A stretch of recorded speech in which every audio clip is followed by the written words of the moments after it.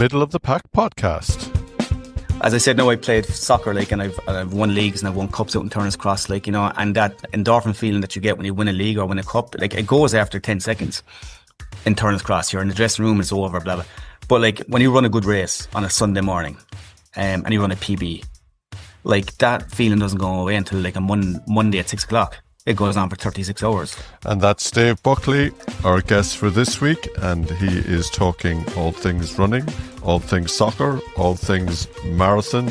And I just have to say, during the episode, for the first 5 or 6 minutes, we do have a little bit of jazz music interference. We didn't know where it was coming from. Maybe it's just advertising for the Cork Jazz Festival, which will be happening while we're all running Dublin. But you'll have to excuse us for that. It does clear up later on. But we'll start the interview where actually Dave takes over being host and asks me about if I'm running the Dublin Marathon. So we'll take it up from there. So how are you keeping? Good. How are you? I'm all right. Are you running the Dublin Marathon? You are, aren't you? Yeah. So I've had a desperate run up to it, like, where basically I had a torn muscle, abdominal muscle, and that kept me out, like, for weeks. And then just got back then into pretty much a good bit. I think I did 3 or 4 weeks of good work. And then I got brought down with some virus there 3 weeks ago. I was out for 2 weeks, like, so I only got back last week. So we'll see. So how did you get into running then? Well, you see, I would have ran when I was in school. And basically, I would have only ran in school because I wasn't very studious. I wasn't academic. I was just mad at sport. Yeah. But I heard one day that the PE teacher was coming around and saying, yeah, listen, there's a running meet there tomorrow or something like that anyway. And I said, anybody want to go to it?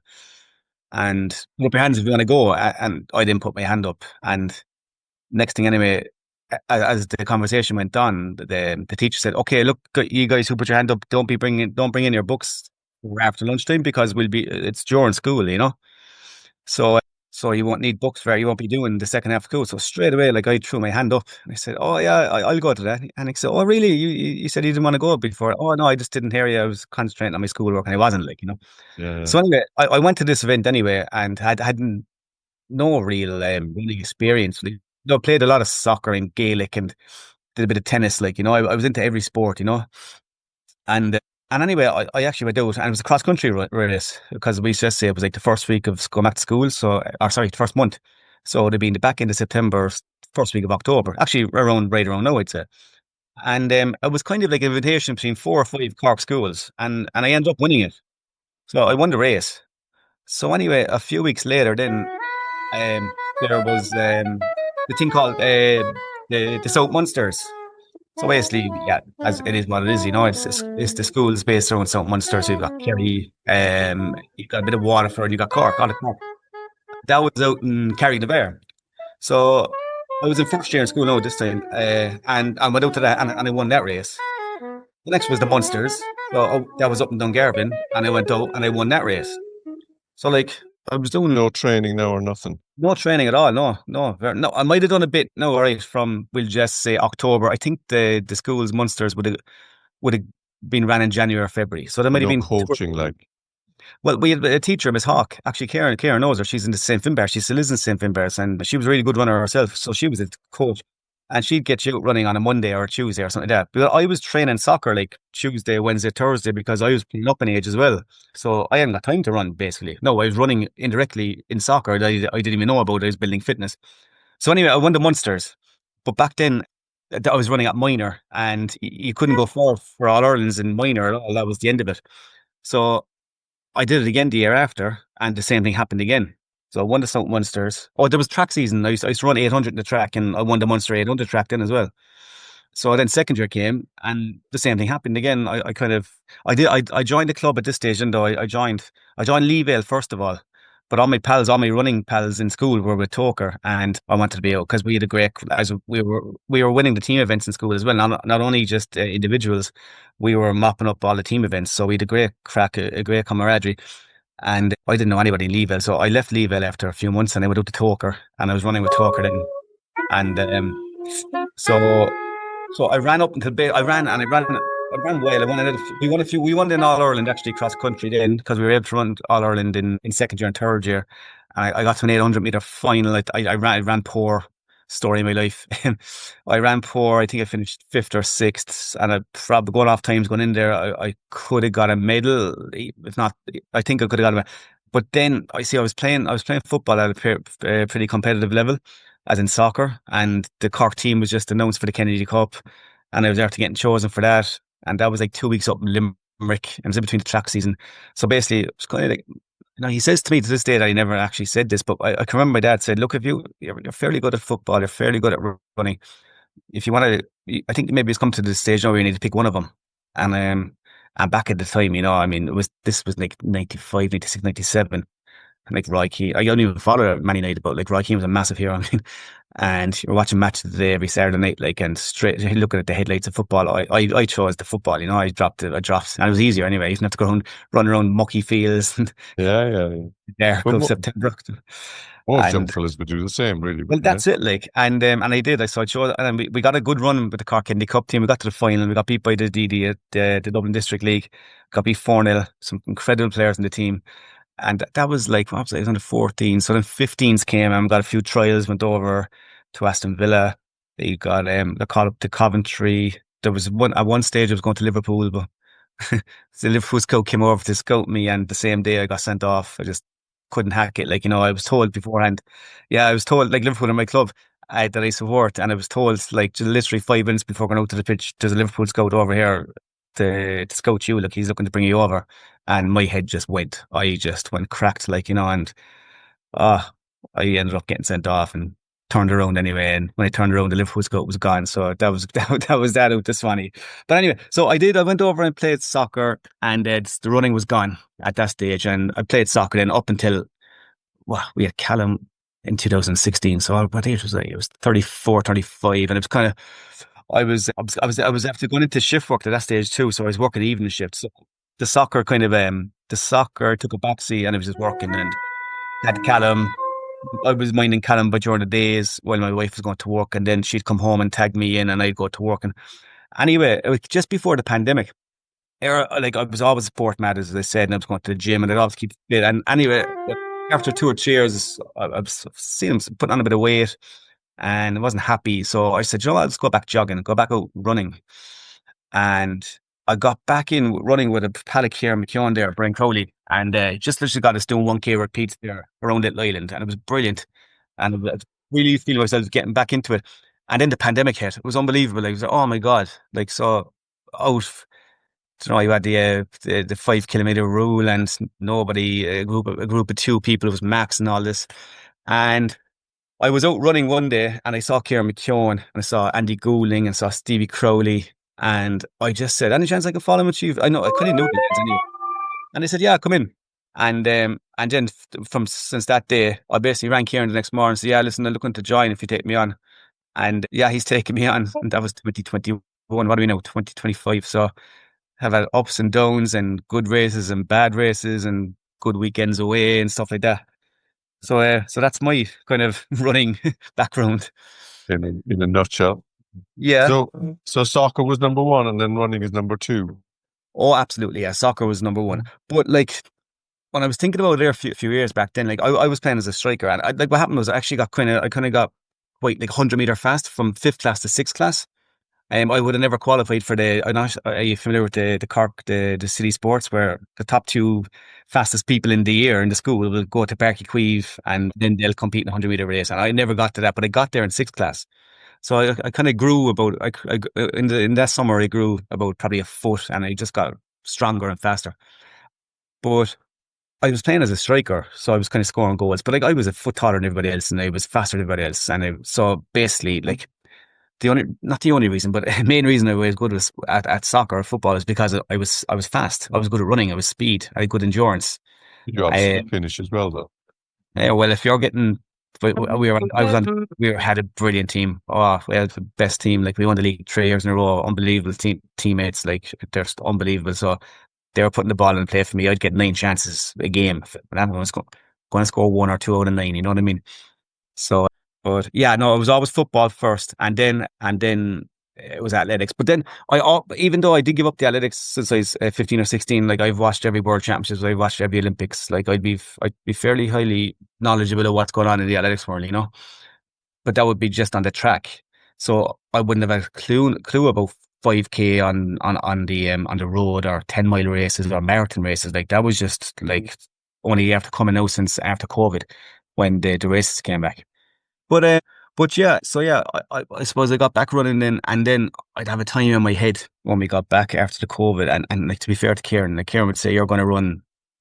I said I wanted to run sub 23 minutes for a 4 mile, and I would have done a block of training with him, and he'd say, you're going to run 22:44.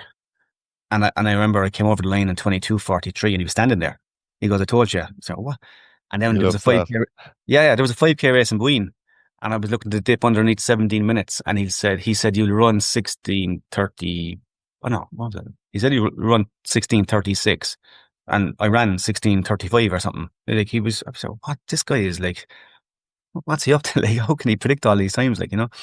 And and that's really then when, like, I really got a bug for it. Then that's what they call it, the bug, isn't it? You get the bug. Because Yeah, yeah, as I said, no, I played soccer, like, and I've won leagues and I've won cups out in Turner's Cross, like, you know, and that endorphin feeling that you get when you win a league or win a cup, like, it goes after 10 seconds in Turner's Cross. You're in the dressing room, it's over, blah, blah. But like when you run a good race on a Sunday morning and you run a PB, like that feeling doesn't go away until like a Monday at 6 o'clock. It goes on for 36 hours. Never had a feeling like that before, ever, like, you know, and just try and chase that feeling.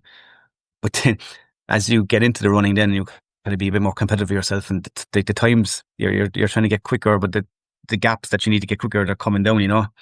but And the thing that I like, because you just said it there, it's you get a PB, and like that can be my level, your level, or the elite level. Anyone can get a PB, and that's the beauty of it, you know. and it's the driving home in the car with that feeling in your stomach, like it's the best feeling I've ever had, like, you know, genuine. Well, obviously the birth of my son, but I could put it in front of anything I've done in soccer or whatever, you know. Mm. And tell me, you're on the road to Dublin. Is marathon one of the distances that you like, or is it? No, I never, like, it's mad because I go back, like, do you remember I said I used to run the 800 meters? Yeah, yeah, Like, basically 2 laps over in two, well, if you ran well, it's over in 2 minutes. I was a 2:05 runner. But I was asked to go up and run 1,500 meters to double up as well, because a lot of people would do that, to double up. And no, even though I was running cross country, I was there, no way, like 15 it's way too long. No, I couldn't run nearly 4 times around it.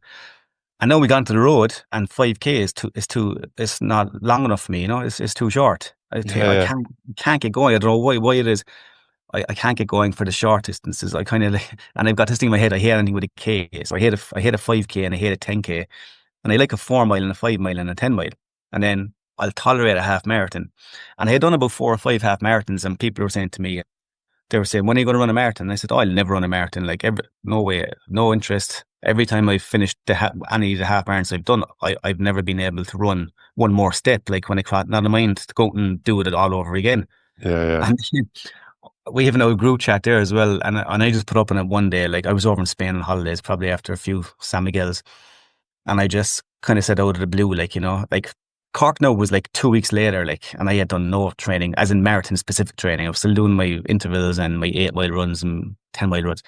And I just said, I bet you I could run Cork under 3 hours. And they said, you know, I couldn't. And I goes, I bet you I could. And somebody said, how much you? And I said, I bet you €100. But like, I was there. There's nobody, I had no ticket. It was sold out, like.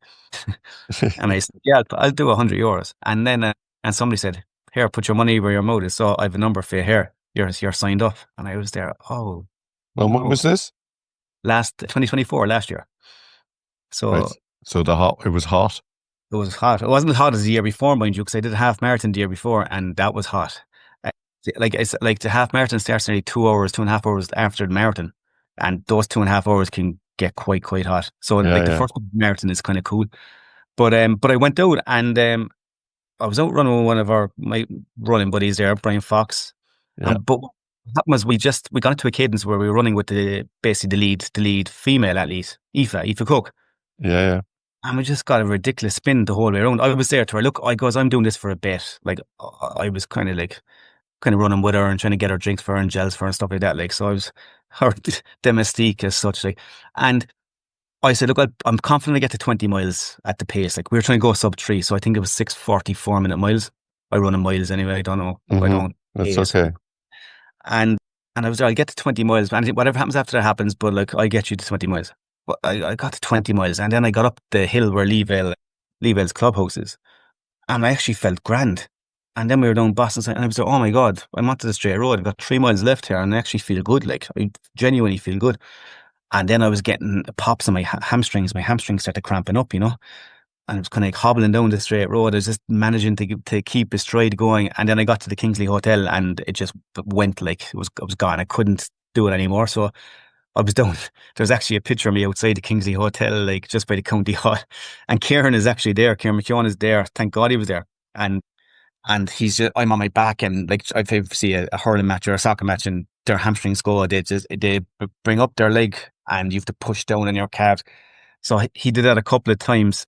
And at the time, he had said to me, actually, he goes, where's Brian? I goes, he's probably with the 3 hours balloon. And he goes, where's 3 hour balloons? And I goes, they're probably about 5 minutes behind. We were on for 2:55 at this stage, like with 2 miles to go. And Sure. so anyway, I was down on my back anyway, and he was stretching me out. And I tried to get up a couple of times and would flare up again.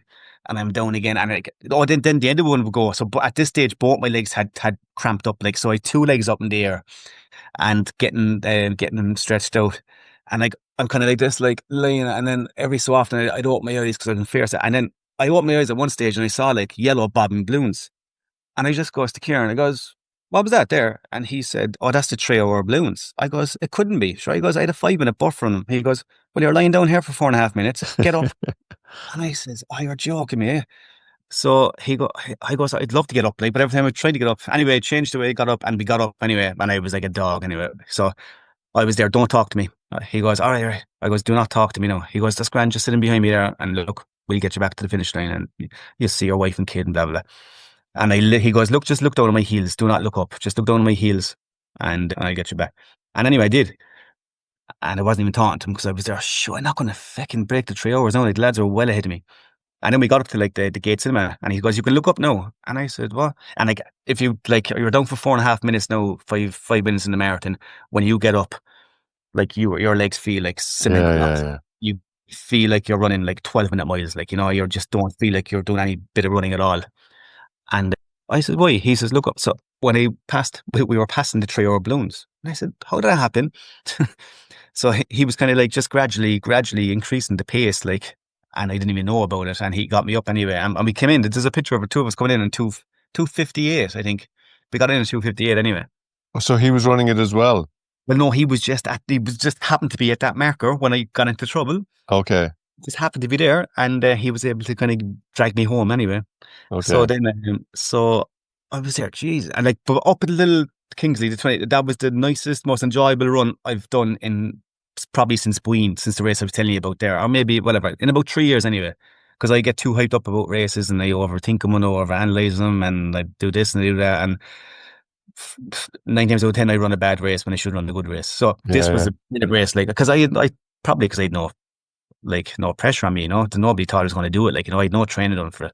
And so then I got an entry for Dublin, and I went for Dublin last year, and I did do a training block for this, for that I did a training block for Dublin, trained pretty hard though for me, like, and but remember when I said to you, I never felt at any stage I was going to blow up in Cork, or I needed to stop or anything. It was just my legs packed into me up in Cork. I got to 14 miles last year in Dublin, and it was like that driving analogy. So you're driving, and then all of a sudden, out of nowhere, the gas light comes on in the car and you're out of gas. And I'm like, hang on a minute, like, this is only 14 miles. This can't be happening. Like, I've got, 12 miles left. Like, fair enough now if we got to 18, 20, 22, whatever. Yeah. It'd already be happening 14, like. And, but it did happen. And, I had a terrible day. I worked my rear end through anyway. I was looking to run 2:49. And I was barely on for the halfway, and I kind of worked my way through for 20 miles. And if I put a fast mile in, I would have got it. And then I got to 21 mile, and I just goes, nah, you're gone here. So I was kind of saying, look, I was running 6:30s. I was there, take 30 seconds off a mile for the last 5 miles. It'll be an extra 2.5 minutes. You'll get in 2:52, maybe a low 2:52, high 53, or 51. But my leg went again at 25 miles. So I was down for 7 minutes, like outside nearly the RDS, like with people I didn't even know trying to get me back up. Like my hamstrings just went again. So And it's more cramping now than pulling. It's just more like cramping in your hamstrings. what's that like really bad cramp, you know what I mean? Like trying Yeah, to get yeah. got a cramp in the middle of the night, like, and it's like, it's just that shock, but like, it just wouldn't go away. And then it goes on to the other leg as well. So I got a mile closer in Dublin last year. Got to the 25. I could see the 25-mile sign. It was right there. I was there, nearly there.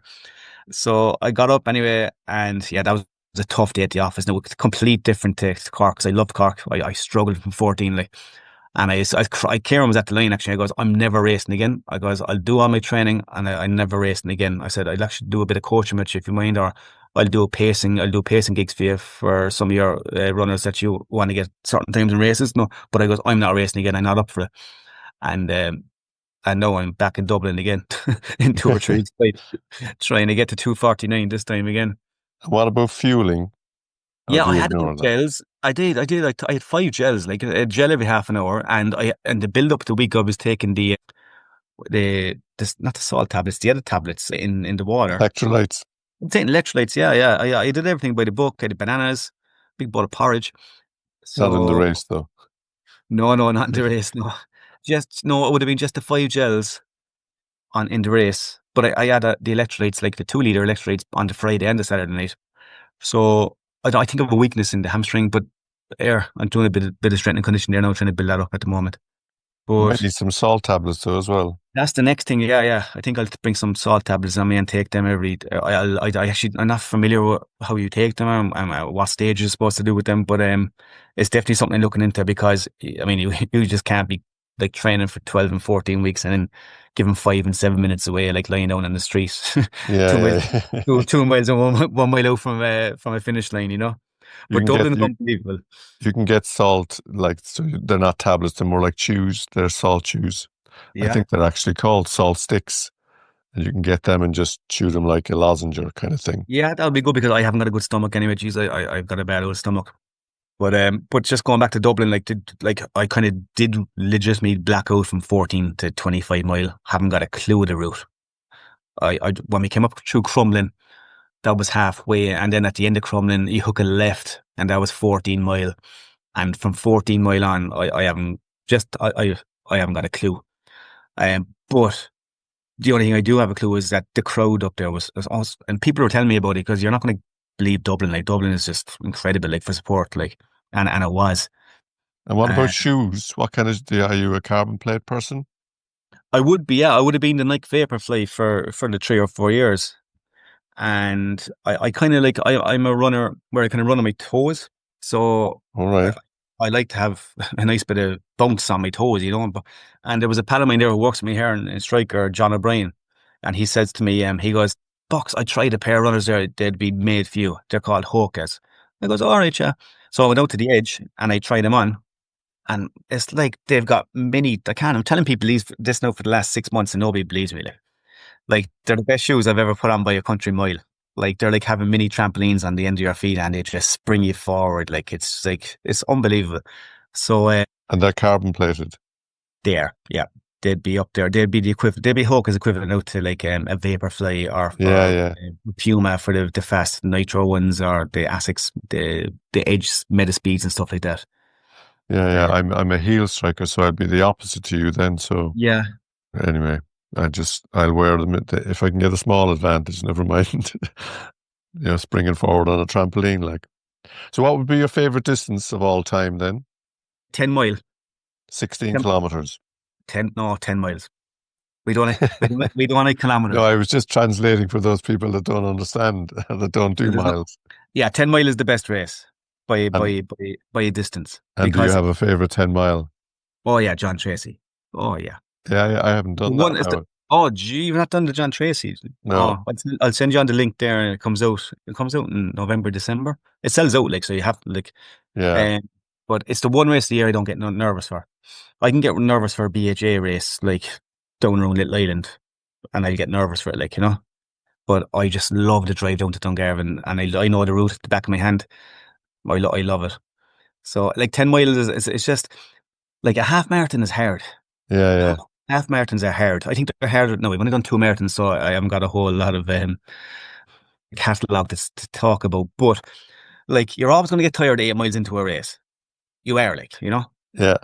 Maybe you shouldn't run a marathon, but like if you're tired 8 miles into a 10 miler, like you can go, all right, look, I'll take 10 seconds off from mile 9 and then I'll try to finish. I've only got 1 mile left then. You always finish the last mile hard. Try it anyway. But if you're tired of mile 8 and a half marathon, you've got 5 miles to go, like. It was Kinsale 10 mile that I took in a race. Now I took my first caffeine gel. I obviously had been trying them. So it was like halfway through, I took a caffeine gel, and then that was kicking in then for the last 2 or let's say 5 kilometers. And it was just amazing. Like, so you just get that, when you're getting that lull, suddenly the caffeine kicks in and you just Yeah. feel. Well, I used to even drink water up until Cork Marathon last year. I didn't run a race in 4 years now, whatever. And I used to even take drinks on board. Because, I did it once. I did it in 10 miler up in County Offaly there, or Westmeath, which was it again. And I was running really, really well. And I saw a group ahead of me at the 7 mile marker, and they were taking water. And I goes, I wasn't even thirsty. And I go, here, I'll take one. And I drank the water, and I went down the wrong way, and I started choking on the freaking water. And I was getting all disorientated, and I was like, oh no, I'm going to lose my time. But it kind of lasted for about half an hour, but I kind of got my mojo back in as such, and I was able to finish. And then from that day, I goes, no, I'm not drinking water ever again. I don't even need it, like. But then, don't try this at home, everybody. no, do not, no, because then I learned my lesson when I had to go through a bit of hardship in the Cork half marathon in 2023. It was really hot, and again, I took no water, no gels, and I got to the straight road, and I was just, oh my God, is this ever going to end? Like, I know, and the straight road is not the right place to get that thought because it's so long and boring. So what's your hope for Dublin? I'm hoping to run 2:49. I like up until 2 weeks ago, like when I was going well about 5 weeks ago, and then I got sick, and it really knocked me for 6. I was sick, like, and I was I'm after losing 2 weeks now. I really only lost 1 week because I got back and I did 20 miles, and I'm looking to do 2:49. And confident? No, but I think that's good for me. That's for me.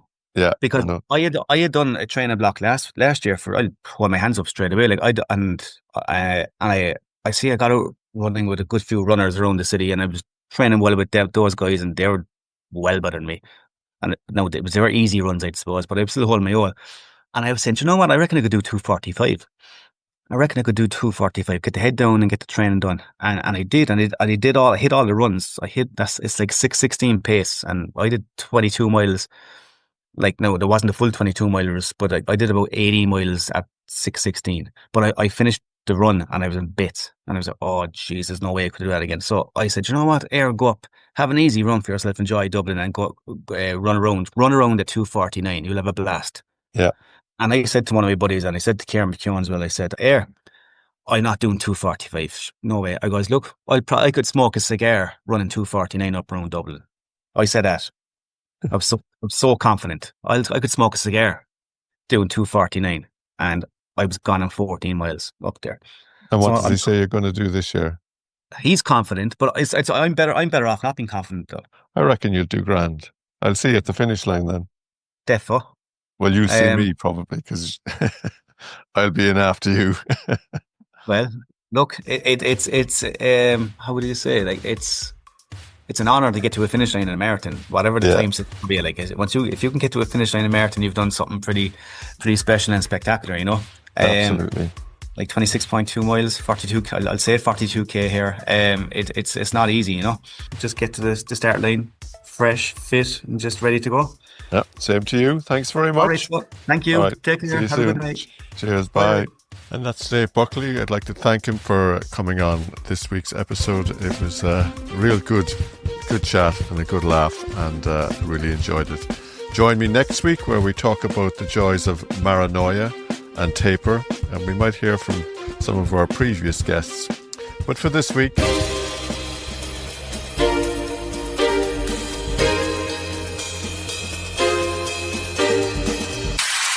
thanks for listening.